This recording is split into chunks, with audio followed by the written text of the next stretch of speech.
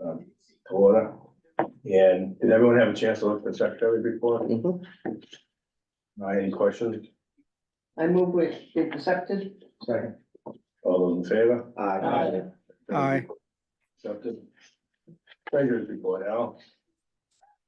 Okay, there's still some stuff coming in slowly, for the fiscal year, for the checking account, we have right now $8,345.47. All told, since June 1st, we've had, let's see,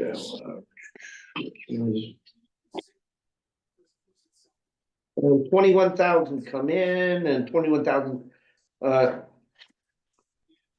21,000 come in, 21,000 come out, so we're basically where we were, so 8,400. The Robert Smith Fund, which for the non-board members knows that this is where we give the gifts from. We have $7,019.13 in there right now, and our savings account, which we have invested in a money market fund from Vanguard, is $2,765.78, and we're pretty consistent, earning about $11-12 a month, which is better than it's been for the last 10 years. So all told, it's about 29,000 between the three accounts, and I'm not sitting on any bills. Nothing needs to be paid. Great.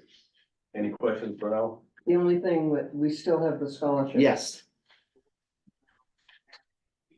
Which we're working on. Okay. It's,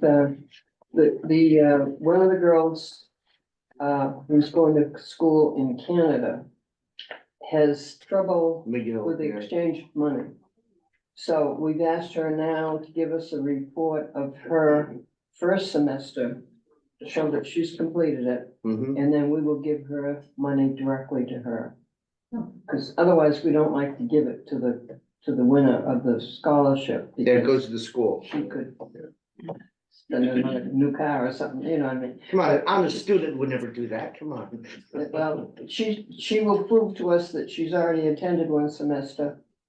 So we will pay her on that semester, so. Second girl, we still haven't heard from, so. Really? Yeah. That's interesting. Her parents be really mad. Well, Chuck Sabat has been in contact with them, and, we just, don't know why she hasn't sent us her, tuition bill so that we can pay it. So, Get a motion to accept the treasurer's report? So moved. Second. All those in favor? Aye. All right, that passes. Okay, election of president, vice president. is this open to a motion? Yes, it is. I'd like to move Peter Hanson as president. I'll second that. Second. Any discussion? You wish.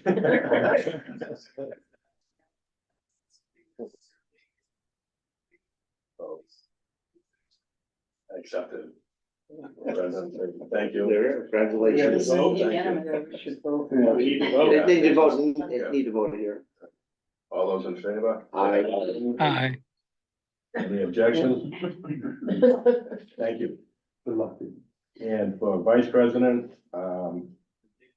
nominate, Bruce Cole. I'll second that. That was too quick. Any discussions or any? All those in favor? Aye. Aye. All right, Bruce, congratulations. I didn't vote. No. Thank you. Right. All right, Gil, OBPA.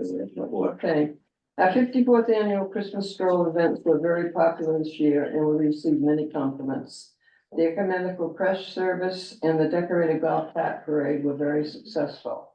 The weather couldn't have been better. We thank OVA for their donation towards the music and the COMM Fire Department for transporting Santa, and also Peter Hanson and Beacon Gardens for their help with the individual decorated Christmas trees. I have sent a thank you note to the Barnstable DPW for their help in decorating the two large trees with Christmas lights again this year, as well as notes to all of the town departments for their assistance.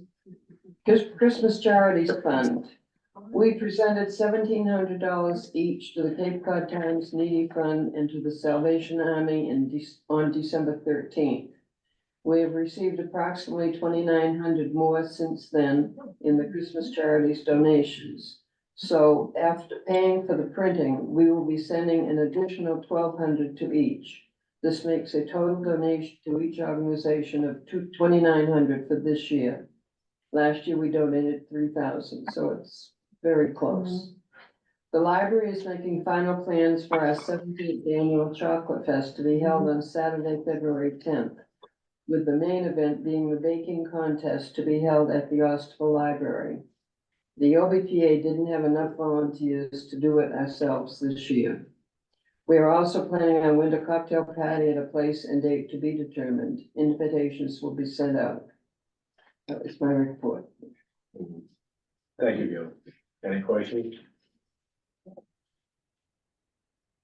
Okay. John, Thanks, Pete. Town council report, we sat for our first meeting in, early December, I believe it was the 7th. On the 21st, we voted for new leadership in the town council, both Felicia Penn as president and Craig Tamish, who used to be on this board as vice president. Which is great. I think it's, both of them have deep experience in town, matters and commissions, committees, all kinds of things. And I think, they all share, the same interests I have and a lot of others have, which is transparency in government and bringing something right track in that direction. So, anyway, the other thing is that, I've been chosen to sit in for the agenda meetings. There's been 4 or 5 of us counselors, which is different than it used to be. So I think that might rotate it on a rotating basis, so that all counselors can put something on the agenda. It's open for the whole council to be involved, which I think is a really good change. In addition to that, I've been. Do you want the noise back there? In addition to that, I've been named as the council liaison for both the Board of Health and the Housing Department. So we're gonna be working on both of those, coming up soon, and we're very interested.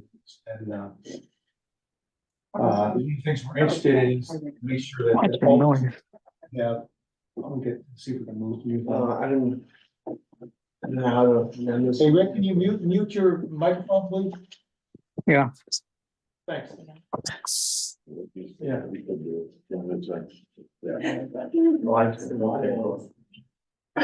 Going back, we're trying to get the Coordinations Commission to actually align with the town code about how they run and how they act. So that'd be one thing we're doing, and so that's interesting also. As far as the EFSB, and if you've watched the last few meetings, I've made some questions to the town manager and the town lawyers about how we were not, actually didn't intervene in, as a town in the Cape, the Park City Wind, which is the one coming off of the Craigville Beach, and we should have done that.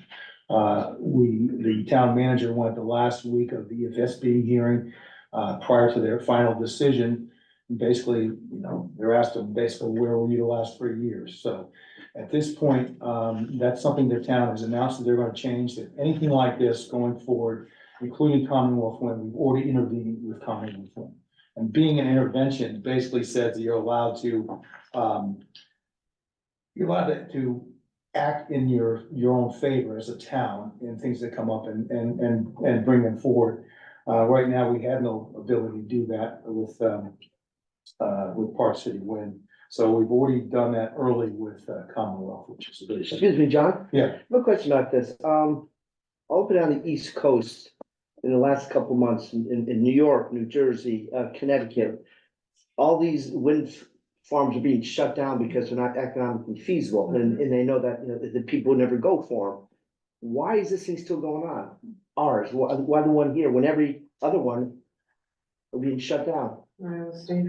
That's a good question. I think it's until they, you know, the bidding is going on this, the new round of bidding. Hopefully there'll be more than But one. is somebody from the town, or at least are they asking them, like, what's going on here? Like, every single one, and it's all the same thing. Yeah. It's not economically feasible. As far as I know, they're gonna make a new bid Okay, they pay a fine, it's $49 million to the town to back out of the last contract. So Avenue's gonna make a new bid, as far as I am under the impression this month. Okay, and hopefully we'll get other players to put in a bid. Is it gonna be public on what it's gonna do to our how much we're paying? Well, let's hope so. At this point, I don't think they've come out with figures, as for what the changes in our rates are gonna be until they come out with that bid. Cause I think that's why all the other ones No, are I shutting think down. we're sure. It was 49 million to the state though, of Yeah. the town. The state, no question. As for intervening, it's just filing preserve rights to raise facts, the right to appeal and other, so on like that. So we should have that ability. If there's some change in the plans, we should be able to have negotiate with the company about what those plans changes are and everything else. Town business, Cape Cod Commission has just released their draft regional housing strategy. And the comments on that are due January 19th. I just read through it, it's about 40-something pages. But generally, it's what we thought it was going to be. That Heather made some presentations to this board about what it was going to be. They really are trying to push back and eliminate single-family zoning. That's one of their main goals, and it's something I think a lot of this group is against. And so I suggest everybody take a read up on that.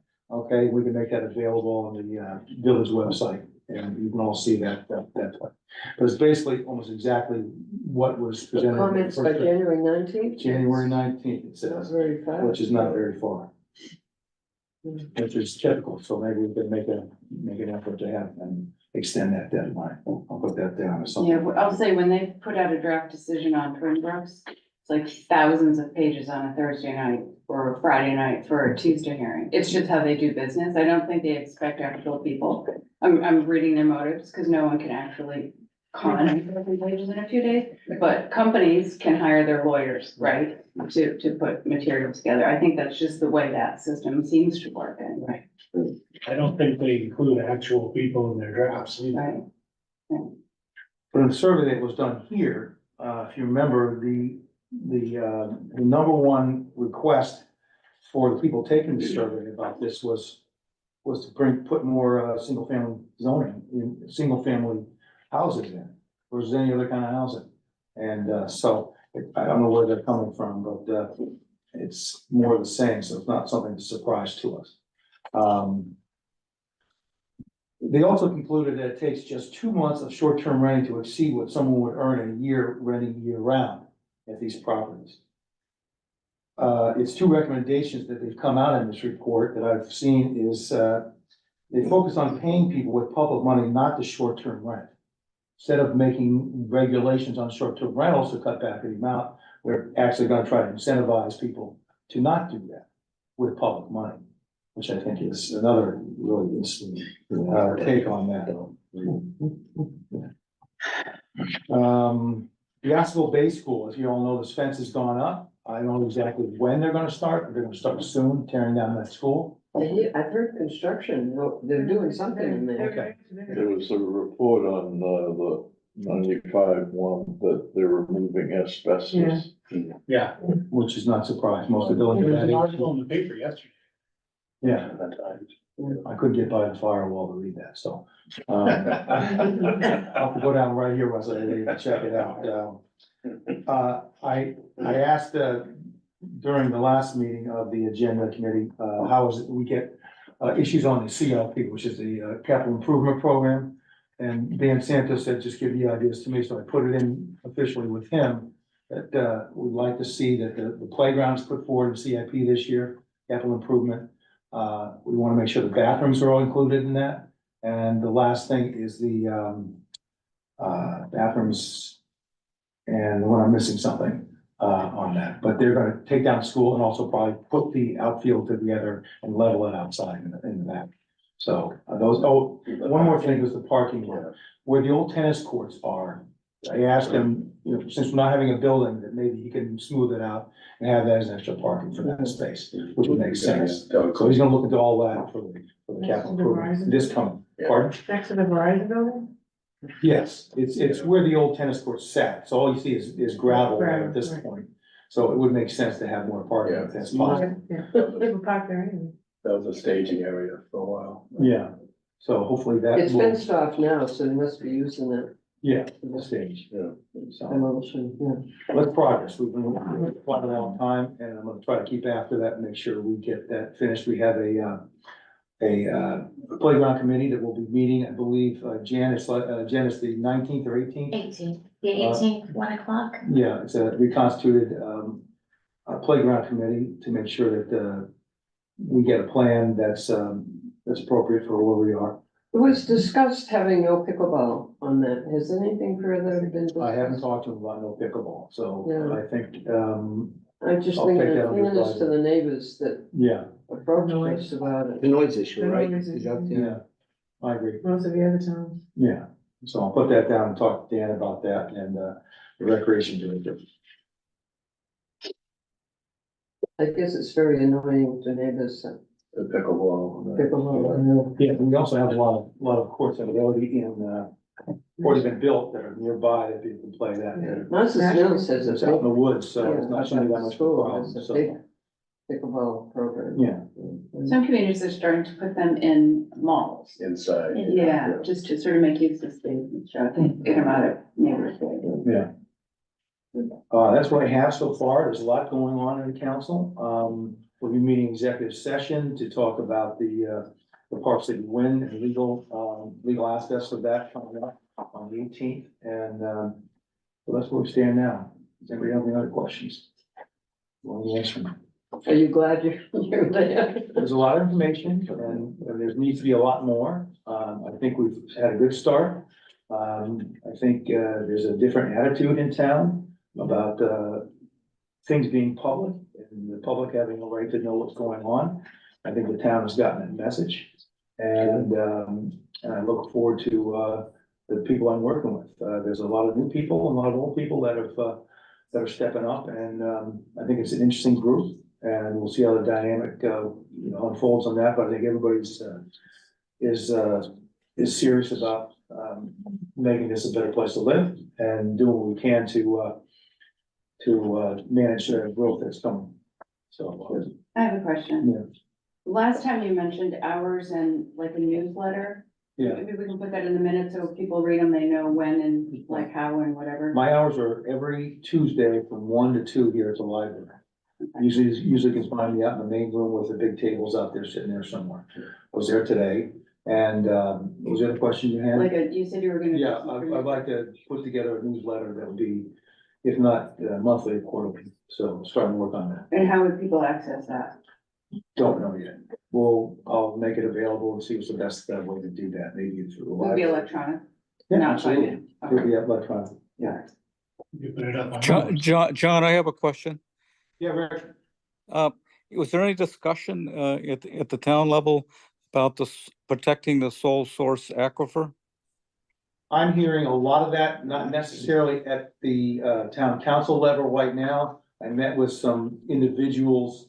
One of the gentlemen spoke is Tom Cambereri, who has been a consultant for the town and is a water expert about flows and directions and the aquifer and everything else. We had a very eye-opening meeting about that. It's very concerning about the amount of dielectric fluid that's gonna be placed above this aquifer. And we're calculating total between 350 and 400,000 gallons between the three sites.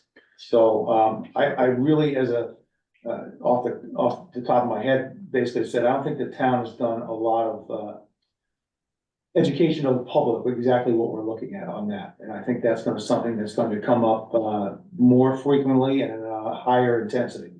I think, from what I understand, if some of the chemicals there catch fire, one of the chemicals is, one that, removes oxygen from the air within a certain distance around it. That's SF6. The SF6, I understand. And so if you're a firefighter and you have the right mask, you are in very serious trouble. So, there was just something that happened at, one of these other plants, I read about in the paper. They let it burn for 2 days. The other problem with this chemicals, when they burn, they release some toxic substances. So, it's something that I think we're gonna have a lot of focus on in the months ahead. No question about it. John, Yeah, That's it. I had trouble finding the Zoom thing. I worked all day, but just found it, so glad I'm with you. I was just thinking early this morning, one of my background is, I'm a groundwater geologist. And there's so little really true understanding a lot about the aquifer. I thought I might write a 2 or 3 page white paper on diagrams, so people would have a better grasp on what the actual aquifer is in 3 dimensions and where it isn't. For example, one of the things that was brought up at that 4-hour meeting they had was that someone questioned whether or not the drilling offshore was going to damage the aquifer. Well, the vice president of Avangrid answered it, and he showed his total ignorance of what the aquifer is, because the aquifer does not exist beyond the shoreline by definition, because the aquifer is fresh water and the materials do, but just to appreciate how it is a true lens underneath and how precious it is. I think it might be worth an effort to put it together and see if it has value. We appreciate that, Bill. Anything you can do to add to the conversation is important. I think the public is not at all knowledgeable about what we're looking at here as far as possibilities with our aquifer being contaminated. And so appreciate anything you do, Bill. Thank you. Yeah, I'll take a whack at it. Yeah. Thanks, Bill. I have a sole source aquifer question in connection with Park City because of its status. Is that just sort of, it is what it is? Or is there any room left for the town to do anything in connection with the sole source aquifer? Did anybody know? I don't know. We had a water commissioner meeting this last week, and Craig Crocker, Hector was here, and Stacy and Hector spoke for a while, it was great. But Craig was sending a letter and email to Els regarding the sole source to bring it water to his attention. And we're also gonna try to be as a calm water department to be able to intervene with that, have a status on that too. So Craig, we're all on board, and again, I think Mark's getting up to speed as far as what the real concern will be, sole sources of it.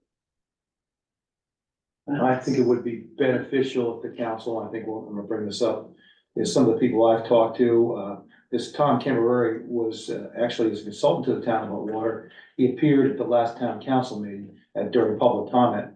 I talked with him for a couple hours along with Cliff Carroll, and you invited, but you didn't want to make it. And but it was very, very eye-opening about the possibilities here.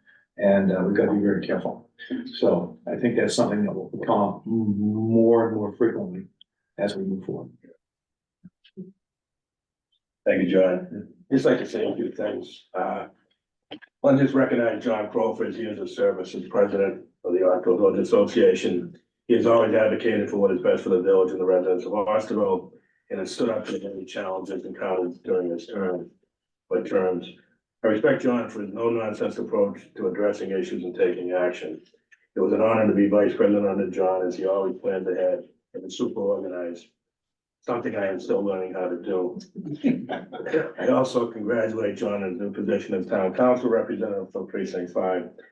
As everyone knows, these are critical times for the town of Osterville, and many important decisions to be made regarding the future. John also informed me that the OVA membership is up to 533, 103 more than last year, and represents a 20% increase. Fantastic news. Thanks again for the hard work on to reach those numbers. I have big shoes to fill, but promise to do my best to continue advocating for members of the OVA and the residents of Osterville. Thank you in advance for your support. a couple of things. We had missing Robin Crosby and all hope that she has a speedy recovery. I saw her walking with Brett, I think it was a couple weeks ago. Have you seen it, John? Yeah, I've been, chatting with her and she is, doing very well. Right. Good. More things ahead of her, Yeah. but she is so strong. No, so, that's great. That's good. Yeah, And And that, when I talked with her, I think she is willing to come back on when she said she really feels bad because she really enjoyed doing the secretary and stuff, so. no, I think that'd be great, John. You- We left the door open Yeah. wide open for her. Yeah. Laura coming back Yeah. and she's done a fabulous job. yeah, So sure. when you see her, let her know that Yeah. we're holding the space for her. Oh, yeah, she knows, she's definitely, she'll come back. Yeah. She can have all her books back. Yeah. The big binders. I would also like to acknowledge Paul Cusack for his work for the town in regards to the scheduling of the demo of the old rec building and continuing our past efforts to move forward with the proposed Jim Crockett playground. I didn't always agree with Paul on several issues, most notably at Allen Bridge. Thank you for everyone. I appreciate it. Thank you, Pete. I Thank you. appreciate that and, I second all that. too. the OVA is in good hands. I'm not going anywhere. And I'll be here every meeting and Pete's as good as you get. So I think we're going to be moving forward in much the same manner and I appreciate everybody stepping forward. Thank you. Thanks, John. Thanks, Bruce. Appreciate it. So, you up now. Good. And new business. Suzanne, did you want to? Yeah, that'd be great. I just wanted to invite you all personally to the Close to the Wind Summit on January 27th from 1 to 5 p.m. at the High Port Conference Center. We call it the Close to the Wind Summit because all you sailors know, if you sail straight into the wind, you run into trouble where the wind hits you on both sides. You dump your wind and you're luffing. But we have issues with offshore and onshore, and that's the metaphor we're using. We have organized the summit to represent both issues, offshore impacts of ocean wind, and of course onshore, which is what our group is about. And we have speakers and groups from Maine to Virginia coming, and participating. There are many citizens groups opposing the way ocean industrialization is happening. And they're worried about their communities, they're worried about whales, they're worried about fisheries, they're worried about environmental degradation and so forth. So this summit is going to be a pretty big event. We have a number of elected officials, people running for Senate, the US Senate. We have 5 counselors now coming actually to the summit. And I really hope that many members of the OVA and many people from Osterville come. There is a lot to be learned. We were on the phone today with some two fellows from the New England Fishermen Stewardship Association. One is a 30-year trawler captain, and the other has been a fisherman as well for over 20 years, but he also worked in the industry for 25 years. And he is just horrified at these plans, especially regarding EMFs. We talked with him about the use of HVAC cables. He said the EMFs from those things are out of control. And then we told him what chemicals are being used in the substations, and they just couldn't believe it. But they also have issues with, not only the whales, of course, and marine mammals in general, but fish stocks. And the data that the government is using to say, oh, no, there aren't any fish out there, so it's okay for us to do this. And they refute So that. where did the dead fish come from? Yeah, exactly. So they refute that. They have their own haul data to refute that, but they're really interesting guys. But so we have Act for Whales from Nantucket.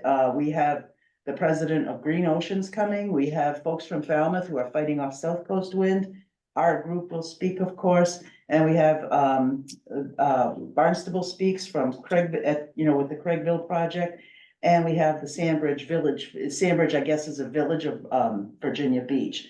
And they have been fighting Avangrid, and they're really having a lot of success. So we're hoping to learn some lessons from them. And I just want to mention, in terms of environmental degradation, not only is the dielectric fluid a hazard to our drinking water, they want to put this on top of a wellhead protection zone, which Pete will tell you about. They're using the SF6, which is highly flammable, super toxic, 25,000 times more toxic as a greenhouse gas than CO2, for example. The other day, I uncovered data showing how much air pollution will be caused by these 3 projects in Barnstable during the construction phase, and then once that's over, how much air pollution there will be during the operations and maintenance phase, and it's startling data. It really is. That really woke a lot of people up. You mean our air is going to become polluted from this? Absolutely. So if you do Facebook and you want to check out Save Greater Dowses Beach Facebook, you can look at that data as well. We're trying to be very data driven because we're constantly being accused of, making things up, and it's sort of this gaslighting that Avangrid's been doing. You don't know what you're talking about. You're spreading misinformation. It's a non-issue, but we're really trying to make sure everything we say is backed up by real data. But anyway, thank you for hearing me out, and I hope you do attend the summit. It's on a Saturday afternoon. What else are we doing on January 27th, right? And I think it's gonna be a really interesting time, and there's a lot to be learned. That's what our whole point is to give voice and let people learn something other than from Avangrid, because we're kind of tired of their open houses and they're the only ones telling us what's going on. We want to hear from people who know what they're talking about and really get educated about all this. So that's it. Susan, I just want to say thank you very much for all that you're doing. Oh, you're welcome. You're welcome. Can you have that virtual, okay, to Zoom it? Will it be zoomed? No, we can't manage a Zoom meeting I have a feeling that many hundreds of people would want to Zoom. We're only having the Virginia people on Zoom. We have to pay for all the AV support and all that. So he said, well, I can handle maybe, 2 or 3 people on Zoom. So we'll have the Virginia Beach people on Zoom. The main people are driving down here. I hope they bring lobster. Actually, you might be able to do it like, for example, I registered as a Zoomite or whatever it is, and I can have an infinite number at no cost. Yeah, I will, I'll talk to our AV guy. It's going to be taped and we're gonna post it immediately so people can watch the whole thing anyway. Okay. But I'll talk to the AV fellow again. Thank you. Please. All right. Thanks. Yep. Anyone else on public comments? And I think I skipped down, everyone's okay with the next meetings in February 6th? That's much easier if you keep them same day of the month rather than. Yeah. Right. Yeah, but everyone's okay with that, great. And public comment, can I get a motion to adjourn? Can I just bring up one housekeeping matter, and I don't know where it's appropriate to stick that in. When I was just looking back at notes, when we had a meeting about the bylaws, one of the issues that came up, and just in the context of talking about the bylaws and insurance, was to loop back and ask, Jim Germani for a quote on a particular kind of board insurance. Oh, yeah, I Yeah, I don't think it's remember like that. urgent or Yeah. anything, but it's worth just Yeah, kind of. did he ever respond to that, or? I think we said we were going to ask him to come to a subsequent meeting and just sort of present. Yeah, it's kind of And important to some info. look into it. I'll Yeah. look into it, and I Yeah.